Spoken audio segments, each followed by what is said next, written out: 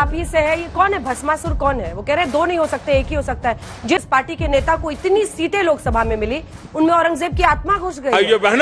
हाँ, हरकतें तो ऐसी हैं उनकी। मुझे लगता है किसी को बुरा भी नहीं। इसमें मठों की जो स्थापना है कि उन करने वाले आदि शंकराचार्य का अपमान है। कि भारतीय जनता पार्टी जब से सत्ता में आई इस देश के अंदर में, वो भाषा की मर्यादा खो गई है। मैं हैरान हूं। शुरुआत की आप बीच में बोलने की परंपरा है तो बताइए, फिर मैं बोलूंगा, फिर बोलिए। बीच में परंपरा है तो ये भारतीय जनता पार्टी की संस्कृति और संस्कार भाषा होनी चाहिए जनता के भले के लिए। तो आप भाषा का इस्तेमाल कर रहे हो पूर्व मुख्यमंत्री के बारे में कहने के लिए, क्यों? आप हैरान करो ना मंच पे खड़े होके, आप भले की बात करो ना, किसी की उन्नति की बात करो ना, आप बात करो ना किस तरह से अत्याचार आपकी सरकार में बढ़ा हुआ है। आप उसको गैंगस्टर बता दोगे? मोदी जी की बात नहीं गरीबों को गैंगस्टर बता दोगे आप? ऑलराइट दोस्तों, स्वागत है आप सबका इस चैनल के एक और नए वीडियो में। आज मैं आपको लेकर के चलता हूं उत्तर प्रदेश की राजनीति में। उत्तर प्रदेश की 10 विधानसभा सीटों के लिए उपचुनाव होने वाले हैं और ये वो सीटें हैं जो लोकसभा इलेक्शन 2024 के बाद खाली हो गई हैं। अब इन सीटों को जीतने के लिए बीजेपी, समाजवादी पार्टी और बहुजन समाज पार्टी, तीनों ही पार्टियों के साथ साथ जो रीजनल पार्टी हैं उत्तर प्रदेश में, वो सभी लगी हुई हैं और अपने दांव पेच और गणित को बिठाए हुए हैं कि इन 10 सीटों में से कौन सी सीट वो जीत पाएंगे। लेकिन यहाँ पर जो असली मुद्दा है, यानी कि जब भी चुनाव होते हैं तो उन चुनाव को जीतने के लिए जिसकी बात की जाती है वो होते हैं जनता के मुद्दे। तो इन 10 सीटों को जीतने के लिए जनता के मुद्दों को साइड में रख दिया गया है और इस समय उत्तर प्रदेश के मुख्यमंत्री योगी आदित्यनाथ और उत्तर प्रदेश के पूर्व मुख्यमंत्री अखिलेश यादव के बीच में जुबानी वॉर चल रहा है। और इसका कारण ये है कि दोनों एक दूसरे के ऊपर अटैक करके ही शायद इन चुनाव को जीतना चाहते हैं। जहां उत्तर प्रदेश के मुख्यमंत्री योगी आदित्यनाथ जी ने ये कहा था कि समाजवादी पार्टी के नेता यानी कि अखिलेश यादव जी के अंदर औरंगजेब की आत्मा घुस गई है, तो वहीं दूसरी ओर अखिलेश यादव ये कह रहे हैं कि मठाधीश और माफिया के बीच में खास कोई अंतर नहीं है। तो इस प्रकार की भाषाएं जो दोनों ही नेताओं के द्वारा यूज की जा रही हैं एक दूसरे के लिए, इनके बीच में 10 सीटों के लिए जो चुनाव होने वाले हैं वहां पर जो जनता के मुद्दे हैं वो साइड में हैं। जनता के मुद्दे जैसे रोजगार की बात होनी चाहिए, एजुकेशन की बात होनी चाहिए, महंगाई के मुद्दे पर चुनाव लड़ा जाना चाहिए और साथ ही साथ उन विधानसभा क्षेत्रों में जो लोकल जनता के मुद्दे हैं उनको भी ध्यान में रखना चाहिए। लेकिन शायद दोनों ही पॉलिटिकल पार्टी, सत्ता पक्ष और विपक्ष, दोनों ही पॉलिटिकल पार्टी ऐसे मुद्दों को भूल गई हैं और केवल जुबानी वार के दम पर ही चुनाव को जीतना चाहती हैं। तो आज के डिबेट वीडियो में आप यही देखने वाले हैं कि जब एंकर अंजना ओम कश्यप ने बीजेपी प्रवक्ता शिवम त्यागी से यह पूछा कि भाई आपके नेता यानी कि मुख्यमंत्री जी ऐसे कैसे कह सकते हैं कि अखिलेश यादव के अंदर औरंगजेब की आत्मा घुस गई है, तो वो इस बात को जस्टिफाई करने लगे। इसके चलते हुए शिवम त्यागी के इस जवाब की वजह से समाजवादी पार्टी के प्रवक्ता अनुराग भदौरिया के साथ भयंकर नोकझोंक हो गई और उसके बाद पूरी डिबेट का माहौल बदल गया। तो आज का वीडियो होने वाला है बहुत इंटरेस्टिंग। यदि वीडियो पसंद आए तो वीडियो को लाइक और चैनल को सब्सक्राइब करना ना भूलिएगा। चलिए वीडियो को शुरू करते हैं। देश में हर एक मठाधीश और मठ ने इस देश के लिए क्या क्या काम किया है ये देश जानता है, लेकिन हम मठाधीशों पर अगर हम बुलडोजर चला रहे हैं यहाँ पर जितने भी माफिया हैं उन पर, तो इनको लगता है कि मठाधीशों को ही माफिया कह दो। मैं मानता हूं कि भाषा की शुरुआत इनसे है और इनके लिए बस वही 4 लाइनें हैं कि तू गिरा तो ऐसा गिरा कि गिरते हुए ने गिरते हुए बोला कि इतना भी नहीं गिरना था भाई। इस देश में संतों को हम पूजते हैं, हम संतों का सम्मान करते हैं, संतों को मानते हैं। अभी एक छोटा सा एग्जांपल और देता हूं। आपको याद होगा इस देश में अविमुक्तेश्वरानंद जो शंकराचार्य हैं, उन्होंने इस देश के प्रधानमंत्री को लेकर कई बार काफी सारी टिप्पणी की है। लेकिन जब इसी देश में मेरे देश के प्रधानमंत्री उन्हीं अविमुक्तेश्वरानंद से मिलते हैं तो उनके पैर छूते हैं। होता है भाई, वो गुरु हैं, हमारे सम्मानित हैं, उनके बारे में कोई कुछ भी कहता है या वो कुछ भी कहते हैं तो पलटकर हम उनको गालियां नहीं देते। तो अगर कोई मठाधीश किसी राज्य का, किसी प्रदेश का मुख्यमंत्री है तो आप उनको माफिया नहीं कह सकते। किसने ये शुरुआत की? कहते हैं ना, ऐसी वाणी बोलिए मन का आपा खोए और उनको शीतल लगे आपो शीतल होए।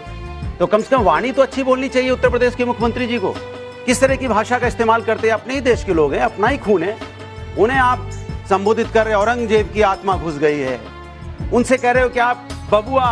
बताइए, आप ये भाषा है? पूर्व मुख्यमंत्री बराबर की बात है, आप मुख्यमंत्री। देखिए मैं बीच में बोला, ये देखिए आप बीच में बोलने की परंपरा है तो बताइए, फिर मैं बोलूंगा, फिर बोलिए। बीच में परंपरा है तो ये भारतीय जनता पार्टी की संस्कृति और संस्कार। हमने इनकी बात को सुना, जब हमने बोलना शुरू किया इनके पेट में दर्द शुरू हो जाता है। ये दिक्कत है भारतीय जनता पार्टी के साथ। भारतीय जनता पार्टी को समझ में आना चाहिए कि आपकी भाषा शैली कैसी है, आप किस तरह की भाषा शैली का इस्तेमाल कर रहे हो एक पूर्व मुख्यमंत्री के लिए। और आप खुद मुख्यमंत्री हैं, तो आपकी भाषा होनी चाहिए जनता के भले के लिए। तो आप भाषा का इस्तेमाल कर रहे हो पूर्व मुख्यमंत्री के बारे में कहने के लिए कि वो 12 बजे उठते हैं, जैसे लगता है कि बाहर दरवाजे पे सब बैठे रहते थे, कब उठ रहे हैं जरा हम देखें कितने बजे उठे हैं। इसके मतलब जो 12 बजे खुद उठते हैं उनको दूसरों का 12 बजे उठा हुआ दिखाई पड़ता है। जैसे जितने बजे आप उठोगे उतने बजे आपको दुनिया उठी नजर आएगी, जितनी देर तक आप सोते रहोगे उतनी देर तक आप लोगों का दुनिया सो रही है। सवाल ये है भारतीय जनता पार्टी के साथ दिक्कत ये हो गई है कि वो समाज के ताने बाने को जो तोड़ना चाहती है। वो सोचती है कि देखिए आप 33 सीट पे सिमटे हो, किसने आपको दिया है? जनता ने 33 सीटें दी उत्तर प्रदेश में आपको, हमें 43 सीटें दी। क्यों दी? क्योंकि हम जनता की बात कर रहे थे। आप विकास की बात करो ना मंच पे खड़े होके, आप भले की बात करो ना, किसी की उन्नति की बात करो ना, आप बात करो ना किस तरह से अत्याचार आपकी सरकार में बढ़ा हुआ है, किस तरह से यहाँ क्या इनकाउंटर करके आप देश के अंदर में नहीं उत्तर प्रदेश के अंदर कानून व्यवस्था ठीक करना चाहते हो? क्या बुलडोजर चला के कानून व्यवस्था ठीक करना चाहते हो? अगर बुलडोजर ज्यादा चल रहा है तो इसके मतलब आपके यहाँ अवैध निर्माण हो रहा है। अगर इनकाउंटर ज्यादा हो रहा है तो इसके मतलब आपके यहाँ चोर डकैत पैदा हो रहे हैं। इसके बारे में आप सोचोगे नहीं तो कौन सोचेगा? आप अपनी कमजोरी को छिपाने के लिए आप दूसरों के ऊपर उंगली उठाते हो। सत्ता आपकी है, सरकार आपकी है, पुलिस आपकी है, और आपके सत्ता और सरकार में इस तरह का अन्याय हो रहा है लोगों के ऊपर में, और आप आरोप किस पे लगाओगे? पिछले की सरकार पे। इसके मतलब अपने ऊपर आप कोई आरोप लेना नहीं चाहते। तो मेरा तो सीधा सा मानना है अंजना जी, भारतीय जनता पार्टी रास्ता फाटक। एनकाउंटर में आप धर्म क्यों देखने लगते हैं, जाति क्यों देखने लगते हैं? वो कह रहे हैं कि उसमें भी जाति खोजते हैं। ये मेरे सवाल का जवाब तो मिलेगा नहीं। अब मैं बता रहा हूँ आपको। ये बताइए, अगर आप सुल्तानपुर देखते हैं कि मंगेश यादव को मारा गया। बोल तो रहा हूँ सुल्तानपुर में घटना हुई। सुल्तानपुर की घटना में एक जो मुख्य आरोपी था, मुख्य आरोपी जिसमें कई सारे गंभीर मुकदमे हैं, FIR है, उसको आप सरेंडर करवाते हो, वो सरेंडर करता है।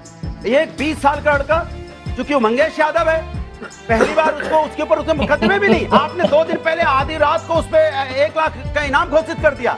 और आपने माफियाओं के घर देखे होंगे, आलीशान घर होते हैं, संगमरमर के घर, आलीशान कोठी बनी हुई, 50 गाड़ियां खड़ी रहती हैं, और आपने रास्ते में चलते हुए उन माफियाओं को देखा होगा कैसे मर्सिडीज उनके यहाँ चलती है। मैं बता रहा हूँ मंगेश यादव का घर कितना बड़ा था, एक झोपड़ी जिसमें खाने को बर्तन नहीं, उसको आप बता रहे हो देश का सबसे बड़ा माफिया करके आप एनकाउंटर कर दे रहे हो। ये अन्याय नहीं है तो क्या बताइए आप? ये अन्याय नहीं है तो क्या है? अच्छा एक चीज बताइए, कितने लोग सहमत हैं कि माफिया और जो गैंगस्टर्स होते हैं और बलात्कारी, जरूरी है कि उनका घर कोई बिल्कुल 5 स्टार जैसा ही होगा? कोई गरीब गैंगस्टर नहीं हो सकता क्या? अच्छा गरीब गैंगस्टर नहीं हो सकता क्या? बताइए। गरीब आप मुझे अतीक अहमद का अभी एग्जांपल दे रहा हूं। रुकिए। अतीक अहमद को जिसने गोली मारी, गरीब बारी ये गरीब गैंगस्टर, ये बीजेपी प्लीज रुक जाइए, प्लीज रुक जाइए। 2 वक्त की रोटी नहीं खा पाता, आप उसको गैंगस्टर बता रहे हैं? अतीक अहमद को जिसने गोली मारी वो गैंगस्टर है क्या नहीं है? गरीबों को गैंगस्टर बता दोगे आप? अतीक अहमद को जिसने गोली मारी उसके घर में 2 कमरे भी नहीं है, वो गैंगस्टर है कि नहीं है? वो गैंगस्टर है कि नहीं है? हाँ नहीं बोलो, जल्दी बोलो भाई, बताओ।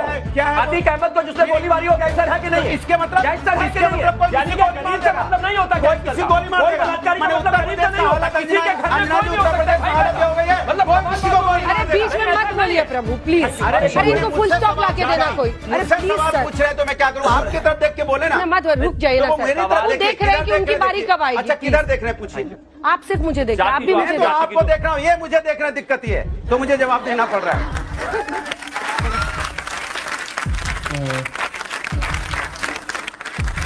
We need an unskippable ad to tell you that there are amazing offers on Zomato.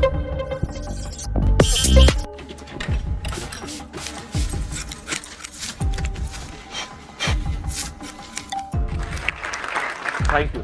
देखिए एक विशेष बात साफ है, यहाँ पर जिस तरह की चीजें हैं, जिस तरीके से बात बोल रहे हैं, इन्होंने सिर्फ गैंगस्टर्स में ही जाति नहीं ढूंढी है।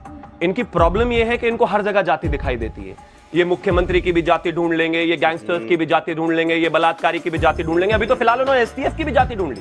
वो STF को कहते हैं कि एक स्पेशल टास्क फोर्स है जो विशेष जाति से है, जबकि वहां पर OBC भी है, SC भी है, ST भी है। लेकिन प्रॉब्लम है इनकी, मैं मानता हूं कि जाति से निकलने की इनको आवश्यकता है। और जहां तक बात उत्तर प्रदेश की है, उत्तर प्रदेश में विशेष कोई ऐसी स्थिति बनी ही नहीं है कि जहां जाति को देखकर किसी का एनकाउंटर हो रहा है, किसी को मारा जा रहा है, किसी को काटा जा रहा है, बिल्कुल नहीं। लेकिन जाति के आधार पर हम किसी को छोड़ने वाले भी नहीं हैं, और चाहे वो कोई भी हो सकता है कि अनुराग भदौरिया और इनके नेताजी आजकल मानसिक स्थिति से ऐसी गुजर रहे हैं जहां पर हर जगह उनको जाति नजर आ जाती है, मुख्यमंत्री की, बलात्कारी की, आतंकवादी की। लेकिन हमारे लिए कोई जाति नहीं है, ये ढूंढते रहे। 5 सेकंड दूंगा तो आप मेरा फिर इनके सवाल भी ले माइक बंद कीजिए 5 सेकंड। देखिए अभी उत्तर प्रदेश के मुख्यमंत्री जी कह रहे थे चचा जान। अच्छा बताइए, अगर मेरे चाचा हैं, मेरी बुआ है, मेरे मौसा है, मेरे मामा है, मेरा भाई है, तो क्या मेरा गुनाह होता है क्या इस देश के अंदर में? प्रॉब्लम चाचा ये है होना कि गुनाह उनकी है क्या? पार्टी बन जाती है चाचा ना। होना गुनाह है क्या? अगर मेरा अरे चाचा है बकौती हो नहीं, जाती अंजना है। जी, अंजना जी, अगर परिवार होना गुनाह है तो बताइए आप लोग का परिवार नहीं है क्या? परिवार होना गुनाह होता है क्या? भाई होना गुनाह, चाचा होना गुनाह, बुआ होना गुनाह, मामा होना गुनाह। कमाल की बात करते हैं ये लोग, परिवार में भी भेदभाव लगा रहे हैं। इस डिबेट वीडियो को देखने के बाद आप सभी लोग ये तो समझ गए होंगे कि आज की राजनीति में जनता के मुद्दों की कोई वैल्यू रह नहीं गई है। नेता आपस में ही लड़ करके चुनाव को जीतना चाहते हैं। एक नेता कोई कमेंट से दूसरे नेता के ऊपर मारता है और दूसरा नेता उसके बदले में दूसरे फायर कर देता है और इस प्रकार से जनता को उलझा करके चुनाव जीतने की तैयारी हो रही है।